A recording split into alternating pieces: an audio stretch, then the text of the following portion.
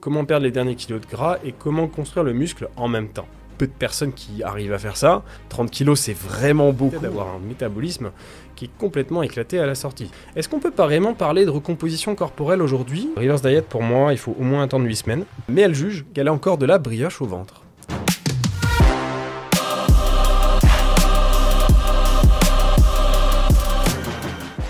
Bonjour à tous et à toutes et bienvenue sur Next Physique. Next Physique, c'est l'émission, le podcast où on discute de sport de force, de santé, de bien-être et tout ce qui tourne autour de ces thématiques. C'est Julien, votre hôte comme d'habitude. On se retrouve pour un nouveau podcast étude de cas. C'est le deuxième étude de cas qu'on fait ensemble avec une personne qui nous a joint ses informations, qui a candidaté sur l'étude de cas pour qu'on regarde ensemble ce qu'elle fait. Et aujourd'hui, on va surtout discuter du coup des problématiques de cette personne qui tournent quand même beaucoup autour de la remise en forme et de la recomposition corporelle. Donc perdre du gras, prendre du muscle. On va surtout parler de ça. Comme d'habitude, à chaque début de podcast, je vous remercie pour votre présence et pour ceux qui ont commenté récemment. Et je lis les derniers commentaires. Alors j'ai surtout eu des bons anniversaires parce que du coup je suis en train de fêter. C'est aujourd'hui d'ailleurs, au moment où j'enregistre cet épisode de 19 mars. Et merci pour vos petits messages. Écoutez, du coup, oui, qu'est-ce que j'ai fait ce jour d'anniversaire? Écoutez, je m'entraîne, je fais le podcast, je fais des contenus aujourd'hui, donc je fais une partie un peu plus chill et j'en profite pour discuter un peu avec vous. Ça fait 10 jours que j'avais pas fait de podcast, donc on tient un peu le micro et entraînement pas facile. Je crois que c'est un des plus durs que j'ai fait depuis très longtemps. Aujourd'hui j'ai pris un wagon à l'entraînement, je sors des Open de CrossFit, mais bon, je me prépare un peu pour la suite quand même, il faut monter de niveau. Et j'ai eu 320 double under, donc double tour de corde à faire. J'ai eu 120 dumbbell snatch. Alors j'avais fait de la force avant en plus, j'avais fait des snatch, j'avais fait des hip thrusts, j'avais fait plein de trucs.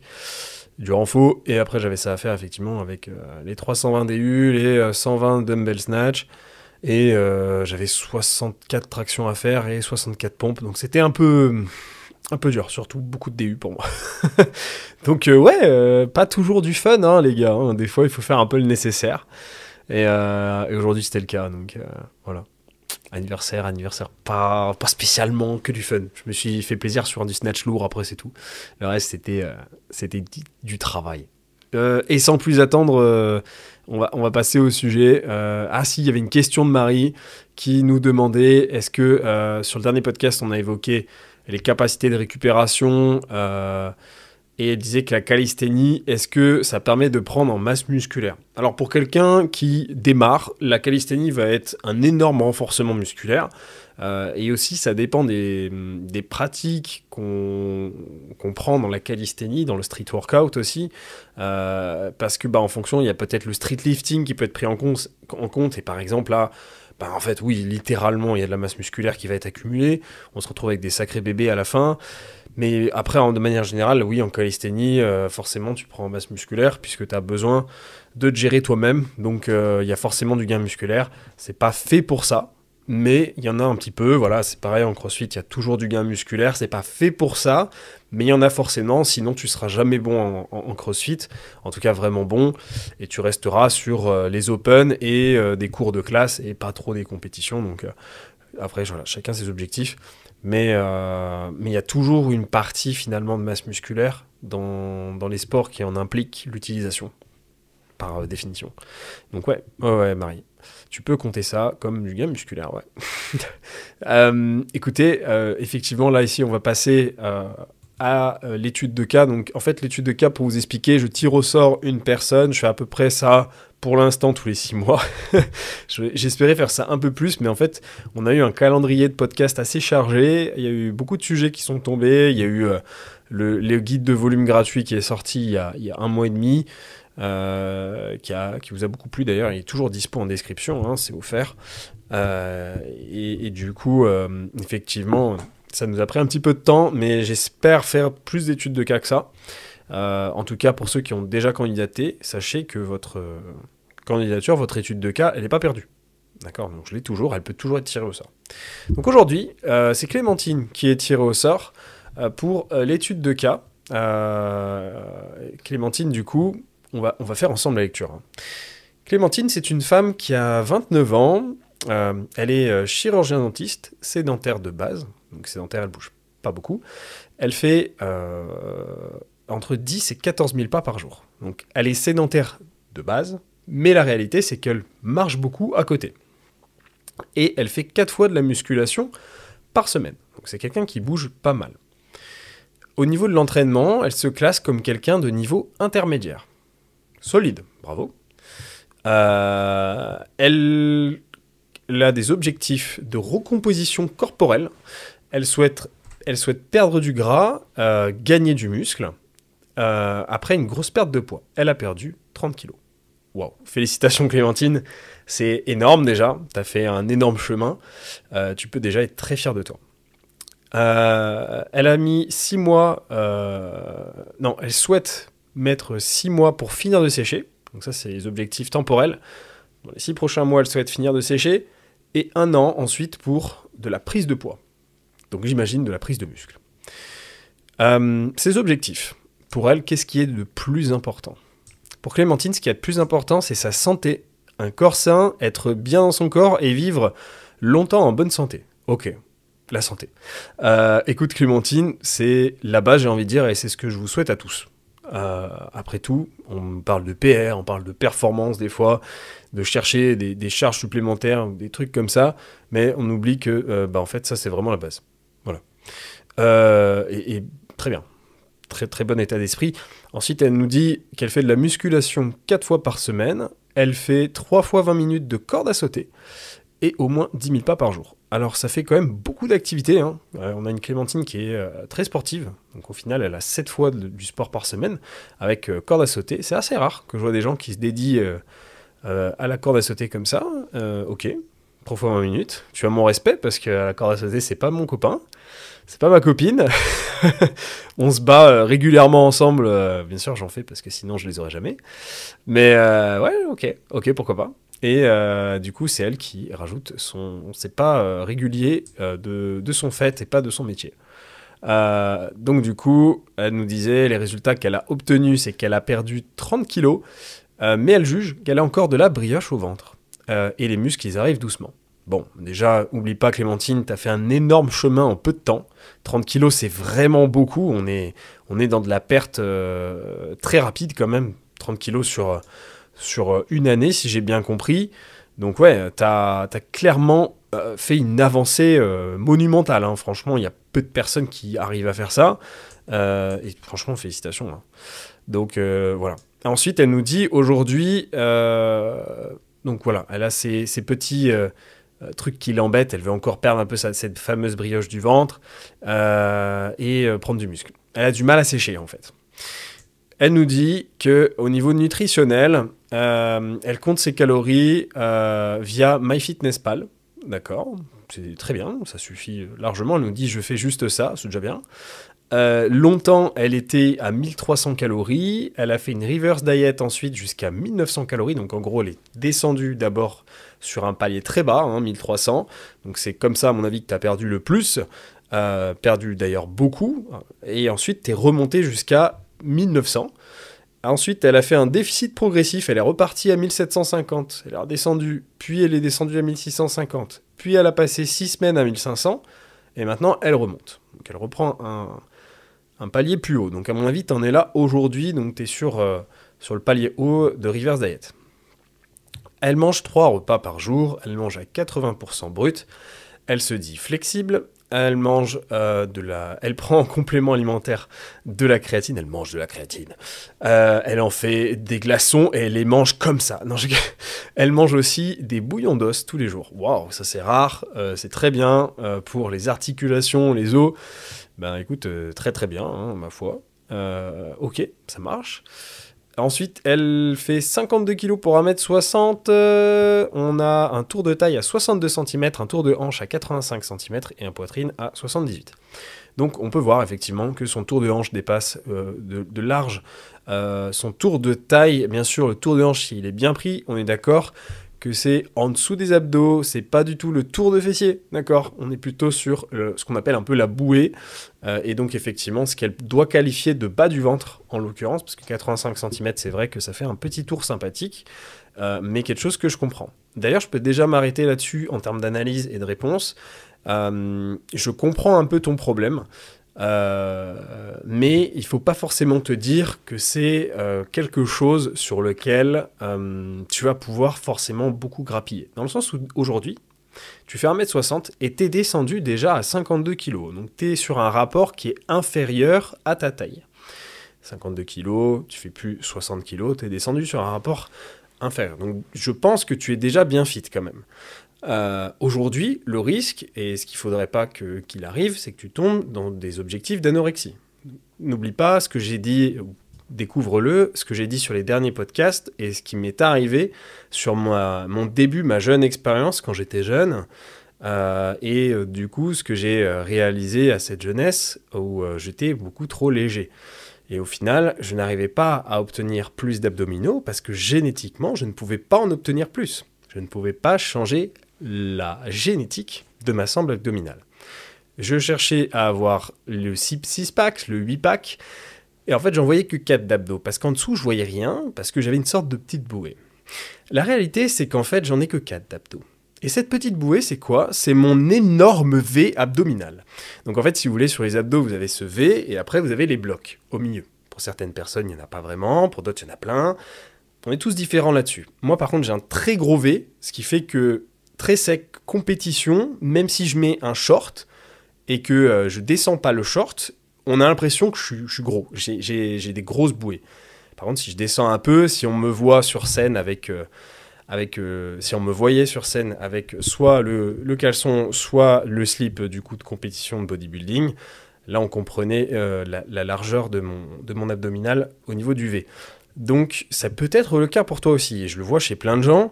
Des fois on a des hanches qui sont fortes, on a des gros os de hanches, plus aussi le V abdominal qui vient au-dessus, et du coup on se retrouve avec un joli tour de hanche qui peut effectivement représenter une certaine largeur.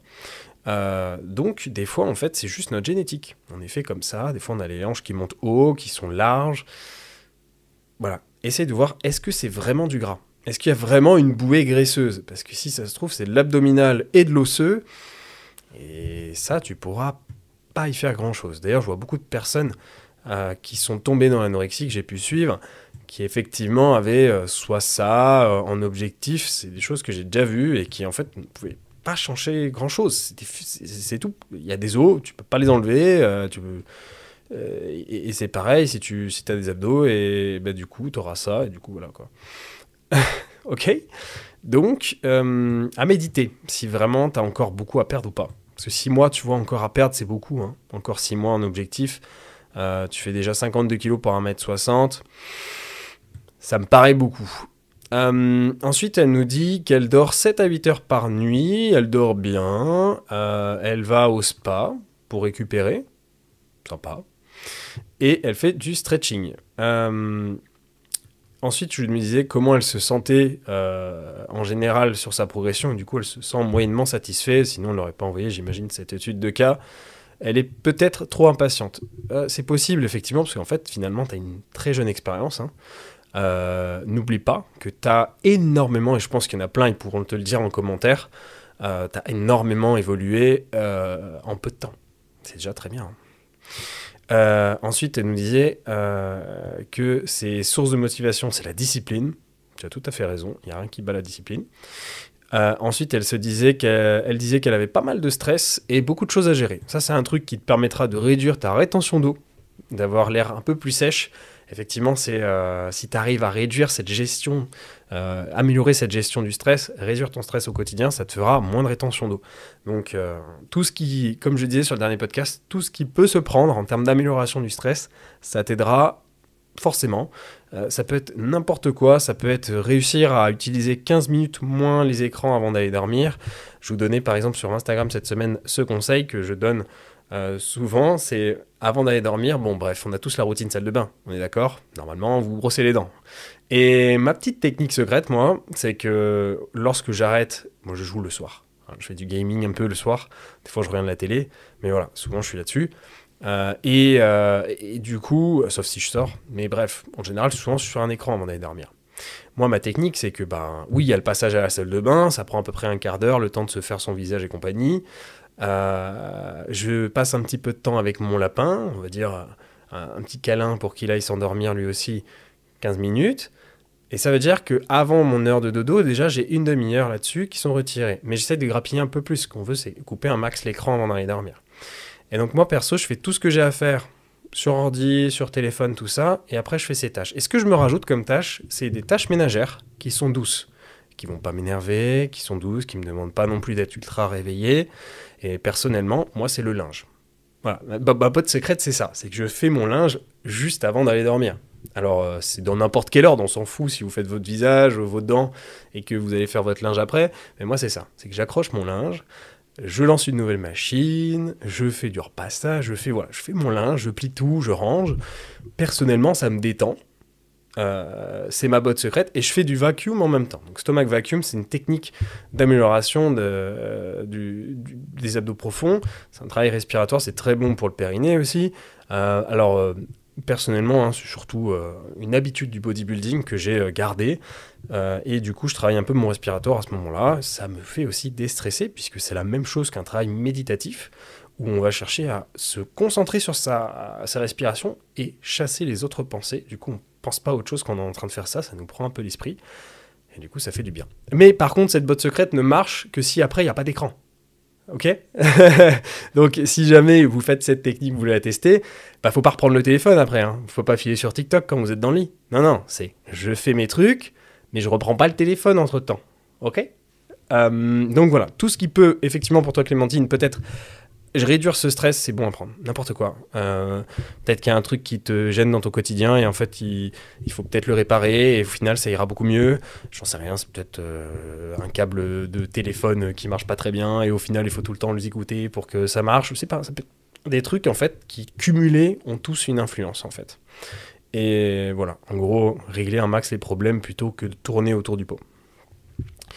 Donc, cette question, c'est quoi ? C'est est-ce qu'elle est sur la bonne voie ?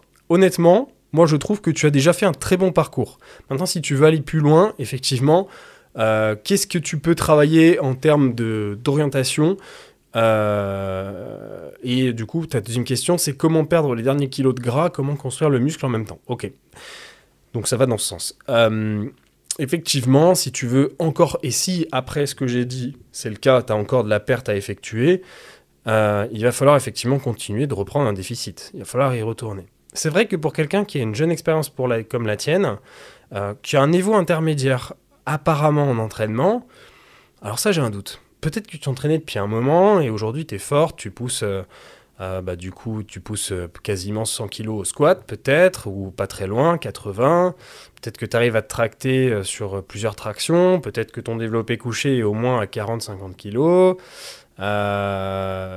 Du coup, pour ton poids de corps, tu fais un soulevé de terre à au moins 80 kg, 100 kg. Bah écoute, ouais, du coup, on peut dire que tu es à peu près intermédiaire. Sinon, non, tu nous as menti.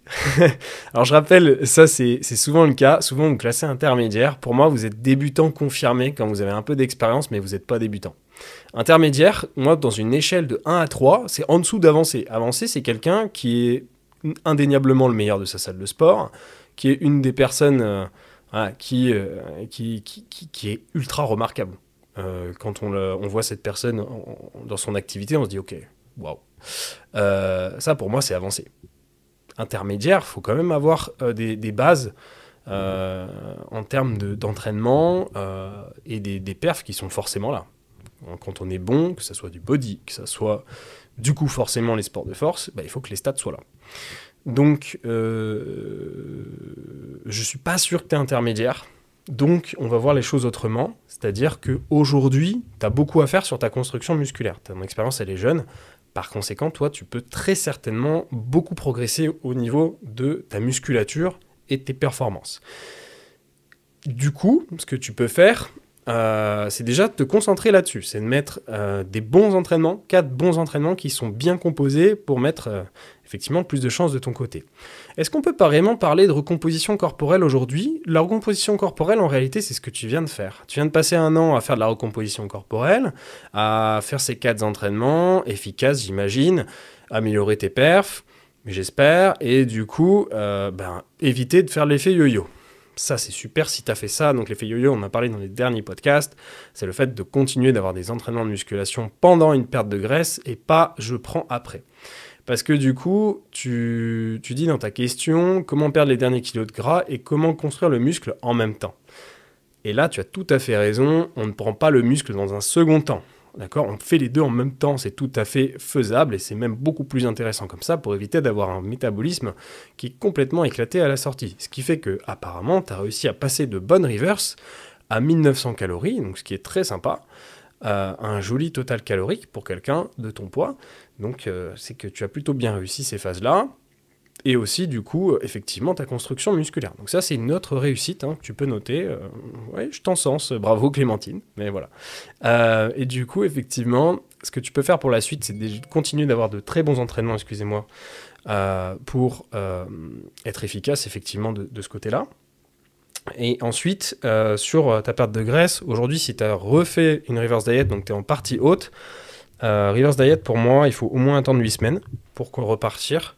Et être sûr que son métabo soit OK pour repartir. Parfois, par contre, ça va prendre plus que 8 semaines selon les variations de poids et comment vous êtes aujourd'hui sur est-ce que votre corps il tolère bien la maintenance. Et du coup, pour certains, c'est du 10, du 12 semaines, c'est un peu plus long. Mais voilà, ça dépend de la réponse métabolique à ce niveau-là, la réponse de l'adaptation du métabo. Mais c'est vrai que du coup, ça peut être un petit peu plus long. Et après, tu vas pouvoir repartir en déficit. Faut pas oublier que tu as potentiellement un métabolisme fortement adaptatif, c'est-à-dire que pour certains, ils s'adaptent facilement, et du coup, tu montes haut en calories, mais par contre, tu dois descendre bas en calories pour avoir effectivement un surplus ou un déficit. Et pour certains, il est peu adaptatif, c'est-à-dire que les moindres variations ont beaucoup d'impact. Par exemple, c'est mon cas. Moi, je sais que si je mange 3200 calories, alors ça c'était plutôt quand j'étais en muscu, je mangeais 3200, 3250. Ok, je me mets en mode avion, mais j'ai quand même des notifications, tout va bien, désolé. Donc admettons à 3250, eh bien effectivement j'avais un bon surplus calorique. Et par contre, moi je me mets à 2900 cales, je commence à beaucoup perdre du gras, du poids. Donc effectivement, voilà, vous pouvez avoir ces variations-là en termes de réponse. Et du coup, pour toi, il est possible que tu aies un métabo qui soit bien adaptatif. Donc, par contre, il va falloir que tu descendes bas. Ça, c'est un peu relou. Mais par contre, le reste du temps, tu manges beaucoup plus que les autres. Donc ça, c'est aussi plutôt cool. On voit d'ailleurs plus souvent ce scénario que l'autre scénario, un métabo peu adaptatif. C'est quand même un petit peu plus rare. Donc voilà. Le chemin, c'est de revenir dans le déficit calorique. De toute façon, il n'y a que ça, si tu veux continuer de perdre du gras. Et après, pour ta construction musculaire, au vu de ce que tu nous as cité, tu as quand même une bonne routine. Tu as quand même beaucoup d'activités sportives à voir si tu le tolères en termes de récupération aussi. Parce que c'est vrai que finalement, tu fais 7 fois du sport, tu as un gros NEAT de 10 à 14 000 pas par jour. Voir aussi si c'est quelque chose que tu tolères en termes de récup. Et que aux entraînements, bien sûr, la clé, c'est que tu progresses régulièrement sur tes exos références. Et que tes exos, de semaine en semaine, prennent des performances supplémentaires, des répétitions supplémentaires, des kilos supplémentaires. Voilà, ça c'est la clé, la surcharge progressive, les amis, pour que vous ayez une bonne progression dans ces entraînements de musculation. Ok ? Musculation, crossfit aussi, forcément. Il faudra de la surcharge. Ou power et compagnie.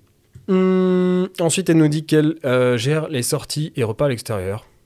Bon, bah écoute... Ah non, c'est quelque chose qu'elle aimerait mieux comprendre. Ok, alors de ce côté-là, si tu veux mieux gérer sortie repas à l'extérieur, et du coup j'imagine que c'est un truc dont tu vas avoir besoin parce que tu as peut-être été un petit peu restreinte par la situation qui vient de se passer, il va falloir que tu vives des expériences. Alors je sais, c'est pas le truc miracle que je vous donne, mais en fait, il n'y a rien qui bat l'expérience. Parce que l'expérience, c'est ce qui donne confiance et c'est ce qui permet de comprendre comment on réagit et comment ça se passe quand on sort. Continue de gérer ton MyFitnessPal et inclus des sorties. Petit à petit, tu testes différentes sorties. Un jour, c'est Je mange petit-déj boulangerie, un jour c'est repas, je sais pas, indien, et petit à petit tu fais des expériences et tu verras que tu arriveras de mieux en mieux à le gérer, à l'inclure dans ton total calorique. Bien sûr, pour la fin du déficit, c'est toujours difficile quand on descend assez bas. J'ai pas envie de dire, ouais, c'est facile, tu mangeras aisément une pizza, ça va avoir un certain coût. Il est possible que tu aies de la régulation à faire dans ces situations-là. De la régulation, c'est-à-dire je mets des calories de côté sur les jours d'avant, j'ai des calories de dispo sur le jour en question, et peut-être un petit peu de régulation après aussi. Donc c'est je rattrape des calories après la sortie en question. Voilà, c'est aussi une technique qui peut être très intéressante à appliquer pour que tu puisses gérer tes objectifs. Et à mon avis, vu la réaction de ton métabolisme, pour la seconde partie de ta progression, où du coup tu souhaites te mettre en prise de masse, je pense que tu n'auras pas trop de problèmes à te faire plaisir, vu comment déjà aujourd'hui tu arrives à remonter haut en reverse diet. Ça sent le surplus calorique à plus de 2000 calories, donc je pense pas que tu sois dans une situation pauvre pour le reste du temps, et tu verras que tu arrives à inclure les sorties. Ça pourra faire partie d'une routine. Il y aura peut-être un petit peu de régul à faire, c'est vrai, mais en soi, ça restera très light en termes de régul. Donc ça passera, t'inquiète pas. N'hésitez pas aussi à faire des journées bien composées comme des repas de Noël au final, ou des trucs comme ça, où vous avez un début de journée, si vous sortez le soir, qui est un peu plus léger, avec des protéines, plein de vitamines, parce que vous n'allez certainement pas vous concentrer dessus sur le repas du soir, on est d'accord. Donc profitez-en pour manger vos fruits et légumes, tout ça. Ça fait du volume alimentaire et ça vous permet de mettre plein de calories de côté pour votre sortie le soir. Bon, là, c'est un exemple du soir. Et voilà, donc ça c'était les derniers messages de Clémentine. Mais écoutez, j'espère avoir répondu à pas mal de questions. On a beaucoup parlé effectivement de recomposition corporelle et tout ce qui est objectif de perte de poids, perte de graisse aujourd'hui. Et Clémentine, du coup, si on résume, c'est quelqu'un qui a beaucoup perdu, qui a eu effectivement une grosse perte, qui a aussi de la musculation à côté, qui a sans doute aussi une belle progression et qui va continuer d'avoir ces objectifs-là de croissance musculaire. Et du coup, l'enjeu principal va petit à petit devenir l'entraînement en priorité, sur lequel effectivement il va falloir qu'elle se concentre. Son niveau est plus débutant, elle commence à prendre du niveau. Donc théoriquement, là ici, il va falloir être plus pointu. Donc n'hésite pas à aller voir les guides de volume d'ailleurs, que j'ai mis en description. Et effectivement, du coup, le déficit à finir, où il va falloir y retourner. Et après, ensuite, tu pourras remonter tes cales et enfin connaître une belle période où c'est terminé tout ça. Parce que, ouais, on peut le dire, c'est quasiment terminé. Hein. Aujourd'hui, tu as retrouvé un très bon ratio poids de corps. Donc, tu dois être très certainement fit. Donc, félicitations à toi. Et je te souhaite une très bonne continuation, du coup, dans tes objectifs. Écoutez les amis, on va terminer là-dessus l'étude de cas. J'espère avoir éclairé la lanterne d'autres personnes peut-être sur ces sujets. N'hésitez pas si vous avez des questions, comme d'habitude j'y réponds au prochain podcast en début d'épisode et aussi bien sûr en commentaire. N'hésitez surtout pas aussi à nous aider en retour pour le podcast. Si aujourd'hui je vous ai aidé sur cet épisode, n'hésitez pas à m'aider en retour avec un like, un commentaire, un abonnement pour ne pas louper les prochains épisodes. Je vous l'ai promis, j'attendais de finir tout ça, mais je vais faire pour début avril, du coup ça sera notre premier podcast d'avril, un épisode sur comment, pour moi, ça s'est passé les 6 mois de CrossFit, du coup, parce que voilà, ça fait un peu plus de 6 mois là que j'en fais, et comment j'ai fait pour passer à niveau RX en 6 mois, et gérer mes open, les compétitions, les qualifications, throwdown, etc. Donc, je vous ferai un gros bilan, tout ça, à partir du début de mois prochain. Pour moi, c'est demain, mais pour vous, c'est dans quelques temps. À très bientôt, les athlètes. Je vous souhaite une très belle journée, une très bonne soirée. À plus. Hey, tu as bien écouté ce podcast? J'espère qu'il t'a plu. C'est Julien, je suis créateur du podcast Next Physique, mais aussi coach depuis de nombreuses années. Avec un bon développement depuis 5 ans maintenant, j'ai pu aider des centaines de personnes à se transformer physiquement, mentalement et devenir la meilleure version d'eux-mêmes. À l'origine, je dirigeais une équipe qui s'appelle MFT, Misfit Trainings. On souhaitait réunir les meilleurs conseils et spécialistes afin d'obtenir un quotidien optimisé et devenir un vrai athlète, à sa façon. Et c'est pour ça que je vous appelle les athlètes en fait. Mais tout ça, sans être frustré avec son sport. C'est vraiment quelque chose d'important pour moi et j'imagine pour vous aussi. Avec un quotidien optimisé, où vous pouvez faire votre vie, tout simplement, gérer votre diète avec plaisir. Et désormais, je suis devenu un peu un expert en la matière. Next Physique s'inscrit dans la lignée de l'esprit de ce coaching. Je souhaite le meilleur pour chacun de mes élèves afin que vous puissiez gérer vos PR, votre vraie surcharge progressive et ainsi atteindre votre Next Physique. Car c'est un suivi, donc je suis présent tous les jours pour assurer la meilleure évolution possible de la personne. Et c'est pour ça que j'ai décidé à l'initial de faire du coaching en ligne et pas en salle. Oubliez les diètes sans cookies, oubliez les exos qui changent à gogo chaque semaine parce que c'est du marketing. Ici, on va progresser sur les exercices et bien sûr des exos qui vous plaisent et qui rentrent dans votre emploi du temps, votre salle de sport et son agencement. C'est un tandem, ça se passe entre vous et moi pour construire une équipe qui avance ensemble. Je vous prépare le terrain, j'assure vos arrières et vous faites le job à l'intérieur du terrain. Les coachings sont sur réservation. Si tu écoutes ce podcast, c'est que tu es intéressé par l'optimisation de tes résultats et je suis sûr qu'on ira du coup loin ensemble. Contacte-moi directement sur Instagram pour qu'on en discute et qu'on regarde mes disponibilités de réservation ou qu'on s'appelle tout simplement si tu veux qu'on en discute. Plus d'informations sur le suivi en lien en description.